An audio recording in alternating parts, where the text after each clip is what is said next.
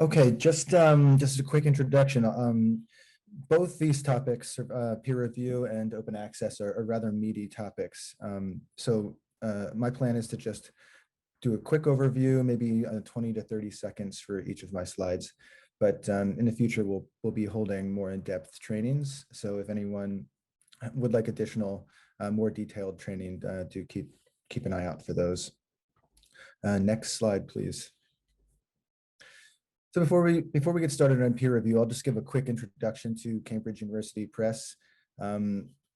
Cambridge University Press was granted royal charter by Henry VIII in 1534, and we published our first book in 1584, which makes us the oldest university press, although not necessarily the oldest publishing house. As a Queen's printer, we published the special forms of service used in many church and cathedral services to commemorate her life. And we're a nonprofit with no shareholders. The money we make goes back into our operations or to the university, but we have global reach and offices worldwide. Next slide, please. Just a quick note on our mission statement, which is quite general, but since merging with Cambridge Assessment, our general approach now is to unlock people's potential with the best learning and research solutions. Next slide, please. One unique thing about Cambridge University Press is that we're governed by a syndicate. So this consists of 18 senior members of the university who oversee the press's business and who must give their formal approval to all titles published from wherever in the world they originate. This applies to all authors, even Nobel Prize winners. And as you'll see later, you could think of that as another layer of peer review and a very important one for us. Next slide, please. So our authors here, these are a few examples, and some of the more famous ones. I think many of you will recognize at least a few of them. But our authors range from junior faculty to Nobel laureates. We publish as well for major organizations such as the Intergovernmental Panel on Climate Change, the World Trade Organization, and the International Committee of the Red Cross. Next slide, please. Here's just a general overview of some of the breadth of our publishing, but books we've published won more than 800 awards since 2017. And not on this slide, I think importantly is in 2022, we won we had 14 finalists in the Prose Awards in 5 different subject categories. And we had winners in biology, humanities, physical sciences, and the social sciences. Next slide, please. Here's just a general overview of what we're going to look at today. But the gist of it will be essentially we'll look at what peer review is. We'll look at a bit on best practice and ethics around peer review. We'll look at what it takes to become a peer reviewer, should you find that interesting. And I think it's a really great way to get into publishing early on in your career and become familiar with the processes. And then a bit on how you can respond to peer reviews if you are being peer reviewed. Next slide, please. Next one, please. Okay, so you've written your manuscript, gone through the submission process, made your best efforts to submit everything in the form that the journal requires, and making your data available to researchers out there. What happens next? So, the aims of peer review allows your research to be evaluated and commented upon by independent experts, so your peers, who work within the same academic field as you. So it aims to ensure that your article is sound and accurate, gives you detailed and constructive feedback on your work from experts, alerts you to any errors or gaps in literature you may have overlooked during the research process, creates a discussion between the author or authors. Quite many research papers are co-authored, a reviewer is an editor around a research field or topic, and ensures submitted articles are suitable for the journal and its readers, which is a very important part of evaluation prior to peer review. Thinking about when you submit, you really need to consider whether the journal is which journal, and whether it's the appropriate venue for you. Next slide, please. So just a bit here on types of peer review. I think this is not all of the types out there, but these are probably the major types. And I think before submitting to a journal, it's great to become familiar with what type of peer review that journal favors. Each type of peer review has a level of transparency to it, and it often is concerned with allowing the reviewer, everyone involved, to know or not know the identity of the other parties. So single blind, the reviewers are aware of the author's identity, but the authors are not informed of the reviewer's identity. Double blind, neither the author or the reviewer are aware of each other's identities. And there's actually a third one not listed here, which is triple blind, in which case the editor is also unaware of either party. And then there's open peer review, where authors and reviewers are aware of each other's identities. And in some journals with open peer review, reports are published alongside articles. And I think none of these things are straightforward. So a lot of questions around which type is best for which journal, but something to keep in mind before submitting. Okay, next slide, please. I'm not going to focus too much on this here. You'll have the recording, but this is just a general picture of the journal peer review process. So this is an overview of a typical editorial and peer review process for a journal, though they can vary. Note that articles can be rejected before peer review, especially if out of scope. So if you're submitting content that may be beautifully written and wonderfully researched, but that the journal just simply does not typically publish that type of research, then you may be rejected on those grounds alone. So if unsuccessful at this stage, this is called desk rejection. However, if successful, the article will then progress to peer review, and this could end in rejection as well, based on revisions, minor or major, or it could be accepted at that point. Authors can help with the process by providing useful keywords and by suggesting reviewers when submitting, which is something that is very common. Next slide, please. So this is just another picture of the various review stages in the process, and I won't go into too much detail on this one given timing. So next slide, please. So outcomes of peer review. When looking at the possible outcomes of peer review, it's very unlikely that a paper will be published in its original form. So revisions are nearly always asked for. And I think that's why later on in this training, we'll go into how best to respond to that process. I think if you're not comfortable or familiar with or seasoned with the process, it can be irksome to have reviewers picking at all of your laborious work. And there are lots of ways you can respond to that, but just keeping in mind that no matter how successful your early research is and how wonderful your writing, there will be useful feedback in the peer review process regardless. Next slide, please. So just to highlight a few differences between journals in regards to peer review in particular. When submitting, many journals will use an OPRS system, so online peer review system, for ease of submission. And there can be many levels and many levels of functionality based in whichever OPRS system a journal chooses to use. We've listed a few here, Editorial Manager and Scholar One being one of those. There are also submission platforms like Overleaf, which allow authors to submit in LaTeX format, if that's useful to you. But just keeping in mind that all journals will have very specific ways in which manuscript submission happens and in which peer review takes place. Becoming familiar with how it is the journal will be operating will be useful for you, so you know what to expect. Next slide, please. So a bit here on the role of the peer reviewer. So should you be interested in peer review, whether you've had your own paper reviewed in the past, it's good to become familiar with peer review. And maybe the best way to do that is to become a peer reviewer yourself. And I think there are a number of ways to go about that. And we'll get into a bit of detail here. So why become a peer reviewer?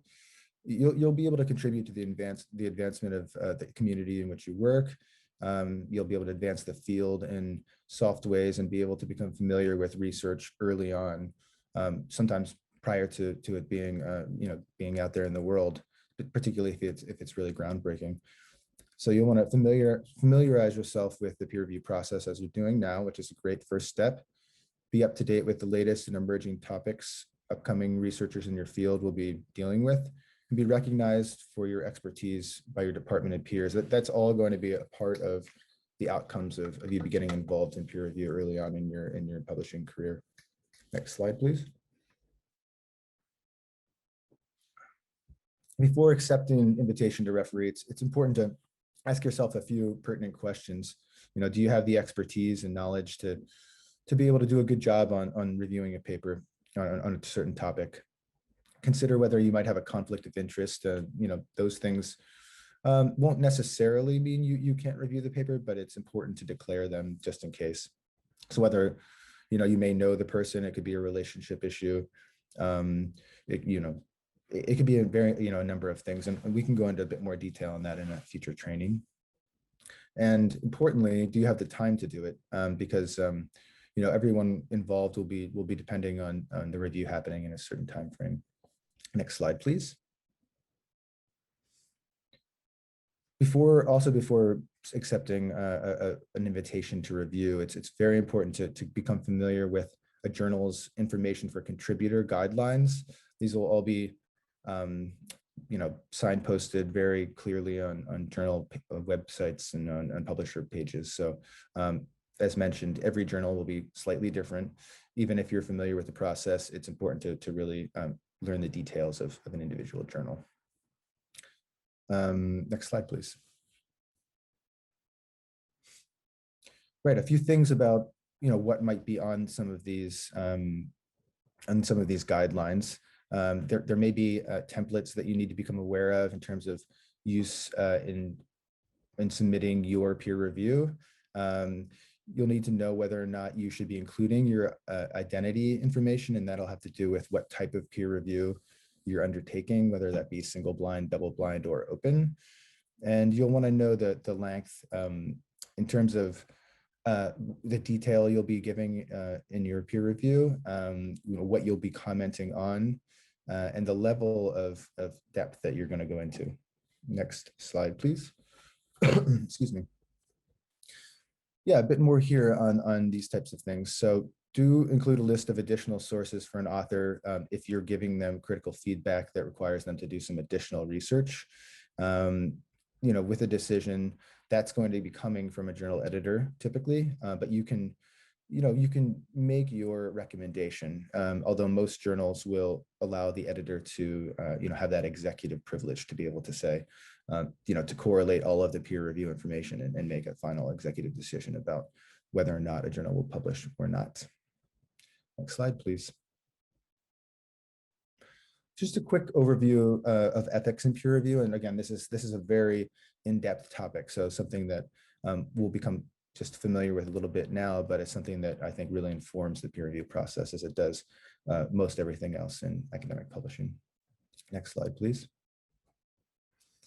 So not to belabor the point, I'll go through a couple of these, but be aware that all academic journals will have a code of conduct for peer reviewers, and most reputable publishers like Cambridge University Press will be members of COPE, which is a governing or a body out there that will really focus on ethics and publishing integrity.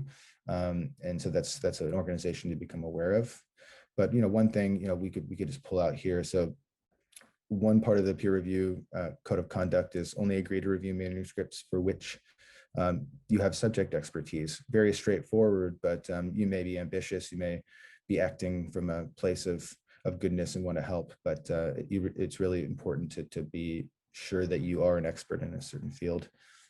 Next slide, please. Next one, please. Right, so a bit on COPE, as I just mentioned. So that's the Committee on Publishing Ethics. COPE does quite a bit. There's a lot that they do, but one thing that's very useful is that if there is a disagreement within the peer review process, and we've got a few listed here as examples, they'll help to mediate the problem and to give suggestions as to remedies to the issue. So just pulling one of those out now for your information. Let's say an author requests permission to publish review comments received. And in this case, COPE would deny that request because the reviewers were told the process was confidential at the time of carrying out the review. So in this case, the author had gone through some sort of a blind review and is requesting that the reviews become open. And that's something that COPE would suggest not happen after the fact. Next slide, please. What is a conflict of interest? So we mentioned that it's important to declare those, and we did go into this a bit already, but here are a few examples of conflict of interest. And I'm going to speed up a bit because I think I've got 20 minutes and I want to make sure Liz has a bit of time. So please advance this slide as well. Okay, next slide, please. Next slide, please. Okay, so just a bit of detail here on style and structure and what expectations might be around that. So are we, as a peer reviewer, are you meant to be, doing in-depth analysis on language issues, providing kind of copy editor-like activities, or are you going into sort of broad details of the topic? I'd say that there's a kind of balance in there. You're definitely not being required to mark up a paper for grammar or language issues, but it's possible for you to note that, this paper, although, definitely publishable down the line, might need some language improvements before acceptance. And that's something that a peer reviewer could certainly note. If there are instances where languages obscure things, you could note that too. But it's just important to say something about the level of style and structure, although being extremely thorough and detailed is not going to be a necessary part. Next slide, please. Just a bit about here on commenting on the scope of a research paper. As mentioned before, it's quite important. Probably the most important part of submission is knowing what a journal is likely to publish, and just understanding a scope of a journal. So the vast majority of rejected papers, particularly desk rejections, will happen because the content just isn't appropriate for the journal. So as a peer reviewer, you'll want to be able to comment on that. So before you start peer review and becoming familiar with that journal and that journal's scope is going to be a very important part. So you'll be able to make your recommendation there. Next slide, please. As mentioned before, the editor is going to make the final decision typically. There will often be multiple rounds of peer review, particularly if a paper is struggling to get up to snuff, but the editor ultimately makes that decision. Next slide, please. So just a bit here on how an editor comes to find peer reviewers. This could be of particular interest for those of you who might be interested in becoming involved. But it's typical that there are large and interconnected networks, as most of you, I'm sure, are aware. So recommendations will happen. The Publons platform is often a good resource for an editor to find peer reviewers, and Publons is a platform for recognizing peer review. So if you do a peer review, if you're doing it for a publisher who works with Publons, which we do, we'll be able to send them information about the fact that you did a review, and then an editor can go and look at your profile and see that you've done a review on a similar topic in the past, and be able to ask you to review as well. Next slide, please. Next slide, please.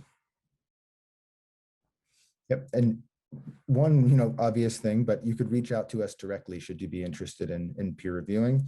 Here's a couple of emails you might be able to use, but also we list direct email accounts for all of our commissioning editors, so you could reach out to them directly as well from our website.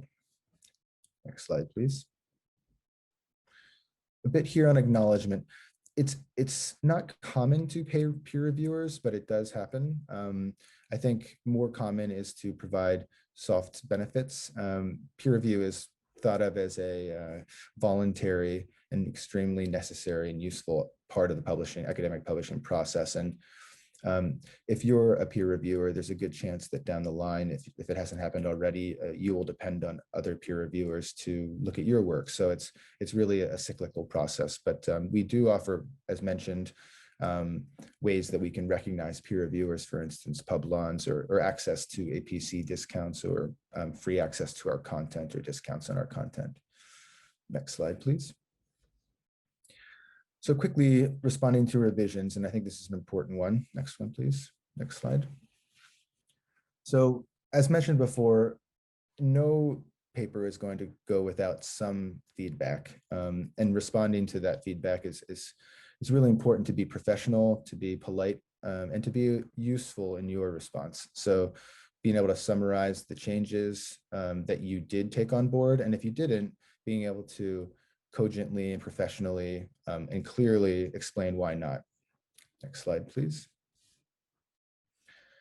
Again, a bit more here. If you do disagree, it's possible to push back on that. But what is not useful is to ignore a peer review comment. So a bit here, just providing detailed lists on what changes you did make and what you did not. Being able to, reference exact line numbers will really speed up the process and make it helpful and useful for the editors involved. Next slide, please. Right, so if a paper is rejected, I mean, and that does happen quite often. I think, most research shows that, upwards of, 20% of articles are submitted to journals, particularly ones that are reputable. That's a pretty common number. But even if your manuscript is rejected, it's a good point to take the opportunity to take on board all of the feedback that you received and to improve your paper. Establish that your article is rejected, but consider making those changes anyway. There's many publishers will have a sort of cascade program where if a article is rejected from a journal, say it's out of scope, for instance, that will be automatically pushed on to other journals within the portfolio. But that's not always going to happen. So you might want to take the time to also make sure that your submitted paper was within scope of the journal you chose and to maybe consider resubmitting it elsewhere. Next slide, please. Right, here's just very, very quickly, a bit here on services that we provide that might be useful in preparing your manuscript for peer review and for submission. Next slide, please. And some additional resources if you'd like to dig deeper on peer review, also listed here. Next slide, please. And more additional resources. I think that might be the end. I can pass it off to Liz now. Thank you.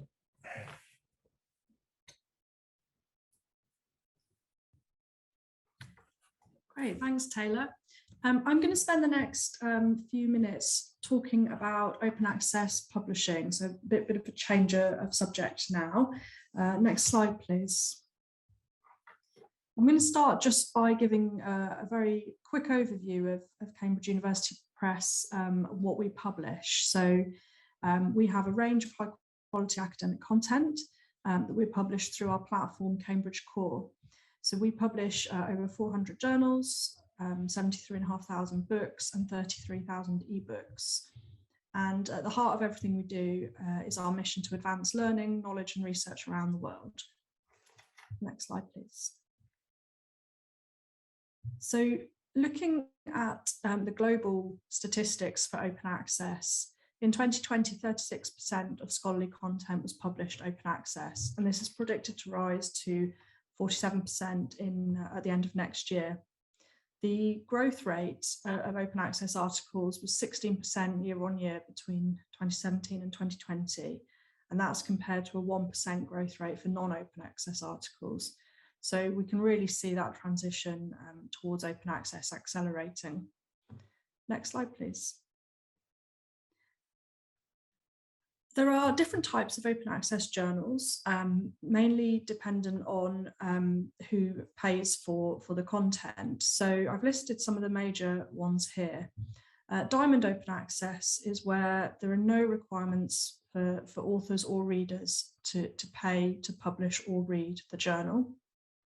Often these are sponsored by societies or institutions. There are fully gold open access journals where all the content published in the journal is open access. And in that case, there would be an article processing charge to pay by the author, institution or funder, but no payments to read the content. The hybrid journal contains a mix of open access and non-open access content. So in these cases, the open access content would require an APC payment, and the content that isn't open access would require a subscription payment to read. And then we do have some non-open access journals, although certainly within Cambridge, very, very few of our journals are now completely non-open access. And in those cases, there is just still the traditional subscription model. The thing that links all of these at Cambridge University Press and many other publishers is that the content is peer reviewed. So the content goes through exactly the same process, whether it's open access or non-open access. Next slide, please. Looking specifically at our journal portfolio, we have over 70 journals that are completely gold open access, and we have 359 journals which are hybrid. The blue bars, the sort of dark blue, shows the proportion of open access content that we've published over the last few years. And you can see it's growing year on year. And this year we're expecting to reach over 50% of our journal content. Next slide, please. I've shown here some of our leading open access journals, by no means all of them, but what I wanted to show here is you can see we have open access journals in all different subjects across our portfolio of science, engineering, social sciences. Next slide, please. So from the author perspective, there are different ways of paying and publishing open access. So the costs of publishing open access are typically met through an article processing charge that's paid by the author or the author's funding body or institution. So the way that we're really approaching this at Cambridge is through transformative agreements. So these are agreements that we have with institutions whereby the institution enters into an agreement with us, and authors at those institutions can publish open access in our gold open access or hybrid journals without having to pay any additional fees. And it also means that readers at those institutions can access any content that's published through the subscription route. Authors who aren't covered by a transformative agreement can choose to pay an APC when their paper's accepted, and often institutions or funding bodies will have grants for APC payments. For authors who aren't covered by a transformative agreement and do not have any funds available for APCs, we also operate a discretionary waiver programme whereby authors can apply for a waiver of the APC to publish in a gold open access journal, and we have a process for authors in that situation. Next slide, please. For hybrid journals and publishing open access in hybrid journals, the process is very similar to the standard process, and Taylor's just given us a very good overview of that. So preparing the manuscript, submitting it, going through all that peer review process up to this stage would be exactly the same for open access or non-open access. Then when the paper's accepted, there would be an APC transaction, and authors would be required to choose open access and to choose the appropriate license, which is a Creative Commons license. Authors who are covered by a transformative agreement at this stage wouldn't have to make any payment. And when that process has all been gone through, the article can be published. Next slide, please. I'm just going to spend a couple of slides now on transformative agreements. Next slide, please. We currently have a number of agreements in Asia. We have over 2,700 agreements globally with institutions. And we also have a number of institutions in China, Hong Kong, Taiwan, Japan, South Korea, and Singapore. We do have an eligibility checker tool on our website, which we can provide the link to for you. So you can enter an institution to see what agreements we have with that particular institution. And if authors are covered, then they can publish in over 400 of our journals to benefit from the broader dissemination of open access. Next slide, please. So why should authors publish open access? We're going to talk now about some of the advantages of the open access publication route. Next slide, please.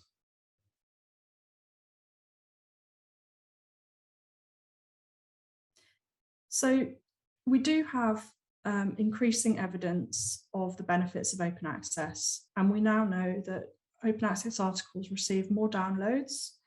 So they're downloaded 3 times more on average than non-open access articles. And that leads to a higher citation rate. So open access articles receive 30 to 50% more citations than non-OA equivalents. And this is because they have a much wider reach. So open access articles can be read freely, available for anyone globally. So they're much easier to find, read, and benefit from. Next slide, please. And this is some statistics from our own journals to support those statements. So this is a graph of downloads where the yellow bars are open access, the mean of open access articles, and the blue is the mean of non-open access articles. And although the writing's a little small, each set of bars represents a different subject area that we publish. And you can see across the board that open access leads to a higher download rate for articles. Next slide, please. And this is the same sort of graph, but looking at citations now. And again, we can see that open access advantage across all different subjects. Next slide, please. So we definitely have a growing body of evidence about the open access advantage. As you can see from those graphs, it is across all disciplines, and it is a substantial increase for downloads and citations, which leads to an increase in impact of the research. And this is prolonged over time, so it's an effect that grows over time. Next slide, please. I'm just going to spend the next few minutes talking about open access myths. So these are comments from the community that we hear often, and I just want to address some of them. Next slide, please. So myth 1 is from an author perspective to think that there is no benefit to the individual author. So open access content, as it's freely available online and it can be reused very easily, it's not hidden behind a paywall, so anyone can find it and read it and use it.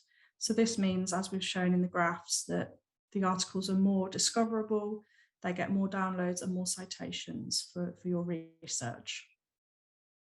Next slide, please. We've often heard people say that open access means low quality. So an open access journal tends to be lower quality than non-open access. So the submissions process at Cambridge University Press is exactly the same for open access and non-open access. And we keep the editorial decisions and whether an article is going to be open access as 2 completely different separate workflows. So they are independent of each other. And this means that the quality of what's published is exactly the same regardless of whether an article is going to be open access or not. Next slide, please. We often hear as well that open access is considered to be too expensive, as it's now switched from a reader pays model to an author pays model. And our approach to this has been to really push our transformative agreement program so that the way we are funding it is through our institutional agreements. And it means that authors don't have to pay for those individual APCs. So we plan to continue with that route and create more transformative agreements. If if authors aren't covered by a transformative agreement, as I mentioned, we do have a waiver option. And it's really important for us that authors aren't turned away because they don't have the funds to pay. Next slide, please. That's the end of our presentation section. Taylor and I are more than happy to answer any questions that you might have or provide any further information on any of the topics we've talked about today or Cambridge University Press more generally. Thank you very much.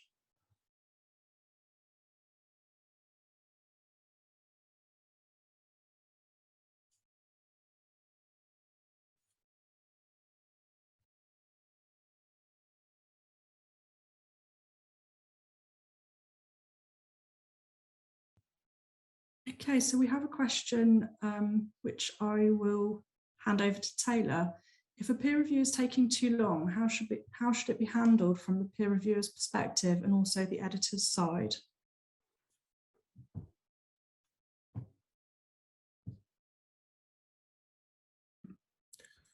So if the peer review is taking too long in terms of the reviewer, I guess I need a little bit of clarification on that one. So the peer review is taking too long in terms of the process or in terms of doing the review itself would be my question on that, just for a bit of clarity. Let's say, I'll answer both of those. Let's do that. So if a peer reviewer is taking too long, it just happens to not be able to commit to the review that they thought they had time. It's just not, they're not able to get through it in the allotted time. Most journals will have a window of time where they expect the review to be completed, which is usually 8 to 12 weeks or so for books and a bit shorter for journals. But I would write to the editor and make mention that you're unlikely to complete the review in the allotted time and just start that discussion, because the editor may say, okay, well, we've sent this out to other reviewers and we're in the process of compiling those reviews. So they'll give you an extension, but they may also just choose to move on to a different peer reviewer. Now, if the process itself is taking too long in terms of multiple back and forths with the peer reviewer, the editor, and the author, I think it's important just again to be transparent with the editor and to say that things have changed on my end. I've done as much as I can for this peer review. But yeah, again, it's just to keep that dialogue open and be able to communicate clearly about what your needs are as things change.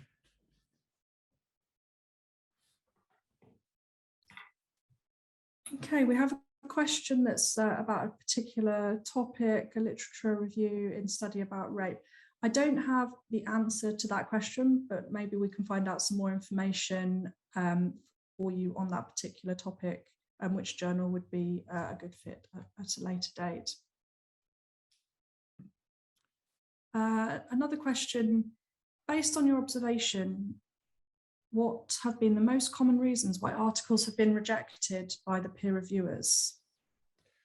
Right. So yeah, I think I mentioned this a bit, but the most common by far is that a journal has been rejected because the content is out of scope for the particular journal that had been submitted to. Beyond that, there's an array of reasons. It could be rejected on language grounds, although there are a lot of services out there that can help ensure that that does not happen. But again, a reviewer could point out large gaps in the research, for instance, that would require an author to do so much additional work that the manuscript is rejected at that stage. Yeah, there are quite a few reasons, but by far the most common is that the content is being submitted to a journal that's out of scope for it. Okay, our next question, is the list of reviewers preserved during the review and revision process? As a reviewer, would I expect the manuscript to be sent back to me later for re-review? Yes, that depends on depending on the process. I mean, an editor can make a decision based on a single pass of peer review. So if an editor is comfortable with your initial peer review and then the editor's response to that, manuscript could be submitted at that point, but you should be prepared for a second pass or third pass should it be required. We have a question, do you publish biography or life writing as a monograph? So that's one where I would again say probably, but we might be able to get you some more information about that after the webinar. And the next question is, how would you describe a high quality article? So this is a very tricky one. Taylor, would you like to take that first? I don't know. Maybe I think maybe you should. Okay, well, I think it's a very difficult one because the word quality is somewhat subjective, and people will definitely have different views over what high quality means. There are definitely lots and lots of metrics that people can use, and citations and downloads are two of the most common ones, although we are seeing a growing number of different metrics that are used. I would say, does the article have impact? That's how I prefer to think about it. So will the research in the article be used to further the subject in which it's published? Will other researchers read the article and then progress the field based on that article? I think that's how I think about it, but quite a tricky one to really define properly, I think. Is there any contact that can give us suggestions about which journal that is a fit with our manuscript? So yes, you can, if you're not sure if your manuscript would be suitable for a particular journal, you can reach out to the editor or someone at CEP to ask if it's a good fit scope-wise. And just to chime in there quickly, there are additional resources out there if you're not quite sure who to reach out to directly at CEP. There are journal selectors. We offer one through our partner, American Journal Experts, and they'll help analyze the content of your manuscript and make suggestions for journals that would be suitable. Okay. The next question, is there a standard time for the desk review process, and how long is the peer review process? Is it the same for every journal? Yeah, I don't believe it would be the same for every journal, as most things will be varied. Yeah, I think it's across the board. It will change quite a bit. So it's good to become familiar with what the journal's standard turnaround times are listed in the information for contributors sections of their websites. Can I have the slide of how do I become a peer reviewer again? So I believe we will be circulating the recording of this to everyone who's attended afterwards, so you'll be able to have a look in more detail at the slides. Is the APC transaction required to receive the list of revisions? No. So the APC transaction and the decision to make your article open access comes after the paper's been accepted for publication. So it's really important for us to keep those two processes separate. So one can't be seen to be biasing the kind of editorial decision of whether the paper should be accepted or not. So the APC transaction would come at the very end of that process when the article's been accepted for publication. Do Cambridge journals accept systematic literature reviews? I'm not even sure what a systematic literature review is, to be honest.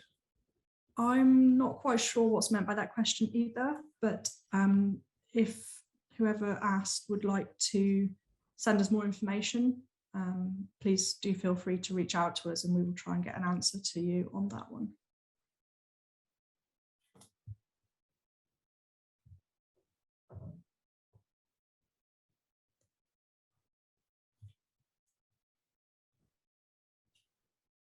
So we don't have any more open questions at the moment, but Taylor and I are more than happy to answer any questions if you want to email them through, or please reach out to the Cambridge contacts after the session. If you think about something you'd like more information on, please don't hesitate to reach out to us.